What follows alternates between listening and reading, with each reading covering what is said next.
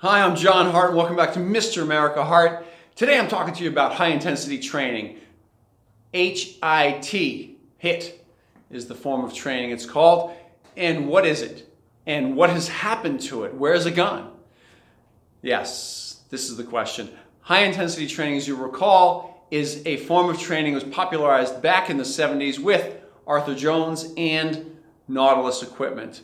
After Arthur came along and that famous Nautilus equipment that we seem to see all over the world and all over the gyms, people were being taught at that one point in time that were just stepping in the gym to work out one set per exercise, a series of 12 exercises, something like that, and they would blast through sets of each of those exercises, one set to failure. And they would just do that. Excuse me. One set to positive failure at least. Well, high intensity training went to a whole other level in the 70s, in the late 70s, I should say, in the early 80s, between Mike Mentzer. He was Mr. America, Mr. Universe, at the time, a popular bodybuilder in IFBB bodybuilding and one of the top guys in the world. And his training came a little bit under fire from people like Arnold Schwarzenegger. Arnold had promoted training 6 days a week, up to twice a day, several hours in the gym, and doing up to 20 sets per body part. This type of training at the time was considered, de rigueur. It was considered the training of the day. It was considered the best that there is because the best was doing it. Arnold, follow me now. So Arnold at the time was knocking out these types of workouts in the early 70s, right up until the mid 70s, and that type of workout continued on until the late 70s, accepted as being the best you can do to build muscle. Something almost as if you did less than that, it would mean you weren't really interested in building that muscle. If you trained 3 or 4 days a week, it just wasn't enough. So that was the established orthodoxy, let's say, at the time. Mike Mentzer comes along, top bodybuilder in the world. He goes ahead and trains 3 days a week, sometimes only 2 days a week, and let's just say between 2 and 4 days a week throughout his whole career. And as such, what he did was he flipped the ideas on its head. You can build a fantastic physique. You can build a lot of muscle training much, much less than 6 days a week, 20 sets of body part, 4 or 5 exercises per body part, that type of a thing. He established this. This has just been factually documented at that time. Straight into the 80s, through the 80s, Mike ended up near the end of the 80s training a few of the stars of the day, from Aaron Baker to David Dearth. A few of them he trained in high intensity fashion, furthering its cause, let's say. But what's happened since then? 1990 or so hits, 1991, 92, and boom, it hits. Dorian Yates comes out. High intensity trainee, Mike Mentzer, subject, you can call him. Mike Mentzer, follower. He followed most of the principles that Mike taught. He designed his own workout based off of the principles. But as the top bodybuilder in the world, from 1992 to 1998, for 6 straight years, Dorian dominated. He didn't just be a good bodybuilder during that time. He was the best that there was. So for that much time, for 6 years straight, Dorian, 6-time Mr. Olympia. And he dominates, and all of the articles written about Dorian, all of the interesting facts about how he trained and how he got big. Now understand, in bodybuilding at the time, at any time, you could say, it's pretty much a level playing field chemically. We know the underlying story behind that, right? There aren't a bunch of guys, or a small group of them, I should say, that has a select, concoction that the other pros don't know about. So pretty much it's a fairly level field, we can say. The difference at the time was that Dorian trained completely different than the bodybuilders of that day, and therefore popularized, again, HIT style training, high intensity training. It became more popular throughout the 90s. Now, what's occurred since that time? Dorian has become a trainer. He's out there training some people here and there. He originally was training a few bodybuilders. People like Chris Cormier and a few other guys would come on and train at his gym in England.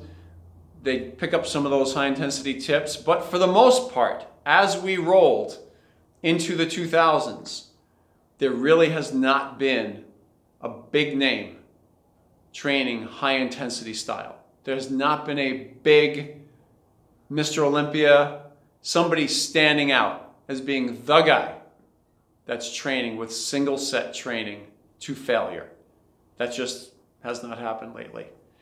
What has happened to HIT type training as a result of that, I am contending, is that HIT style training has taken a little bit of a hit. Oh, there's a little pun, unintended of course.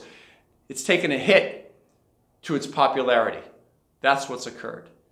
We have very few people around the world that are in media, let's say, or in top level of their sport training this way. Most of them went back or are training in a standardized fashion, 6 days a week, let's say 3 to 5 sets per exercise, 3 to 5 exercises per body part, something like that. So it's right back to the old days of how it was, and seems like there's not too many people questioning it. So what has happened to high intensity training? Well, there are a few people that advocate some of its proponents, myself included, I do. And you'll notice in all my videos, I'm for training less, a lot less than what most people do. The simple fact of the matter is this: even though the popular orthodoxy may have changed and things have gone back to a little bit more of a higher volume type of training, it doesn't change the facts that high intensity training worked. It doesn't change any of that fact at all.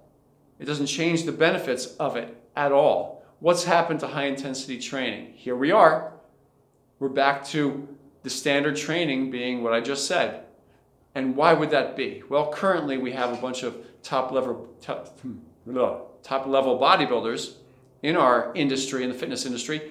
That's across the board.